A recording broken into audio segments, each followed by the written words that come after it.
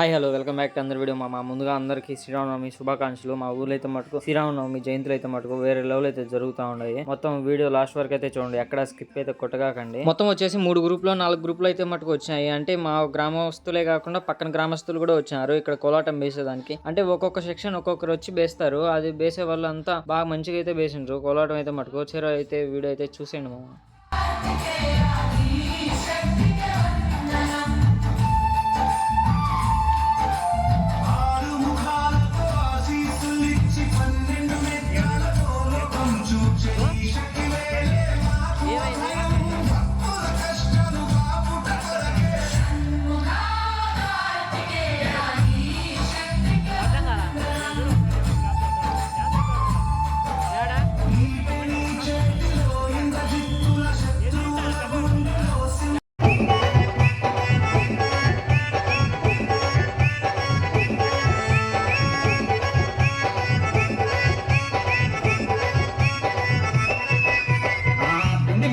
బింది పెట్టి రాజా భీమిని పట్నం రేపుకెళ్తే ఆ భీమిని పట్నం భీమరాజు నా రాజా బిగిలి కొట్టి బిందెత్తినాడు. ఆ బిందె మీద బిందె పెట్టి నా రాజా భీమిని పట్నం రేపుకెళ్తే ఆ భీమిని పట్నం భీమరాజు నా రాజా బిగిలి కొట్టి బిందెత్తాడు. బిందె మీద బిందె పెట్టి నా రాజా భీమిని పట్నం రేపుకెళ్తే భీమిని పట్నం భీమరాజు నా రాజా బిగిలి కొట్టి బిందెత్తినాడు.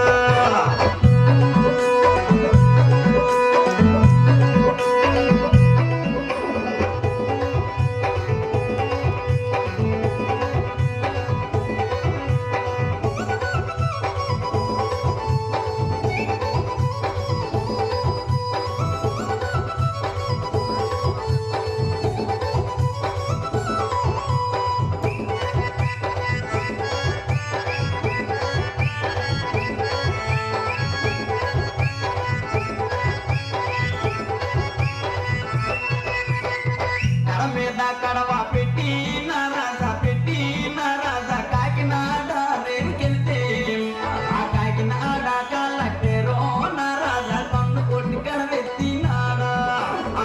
కడ మీద కడవ పెట్టి నా రాజా పెట్టి నా రాజా కాకినాడ రేవుకెళ్తే రాజా బిగిలి కొట్టి బిందెత్తినాడు.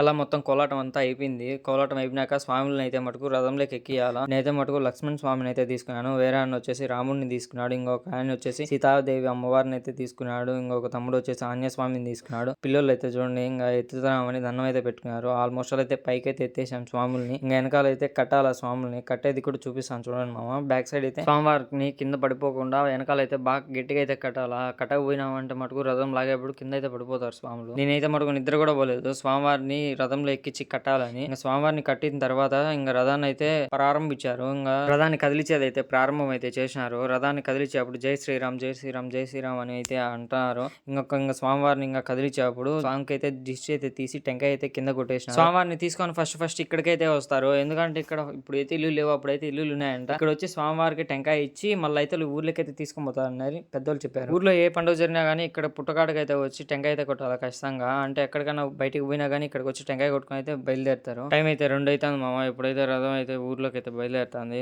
మన వీడియో నచ్చింటే లైక్ చేసి షేర్ చేసి సబ్స్క్రైబ్ చేయండి. Bye bye.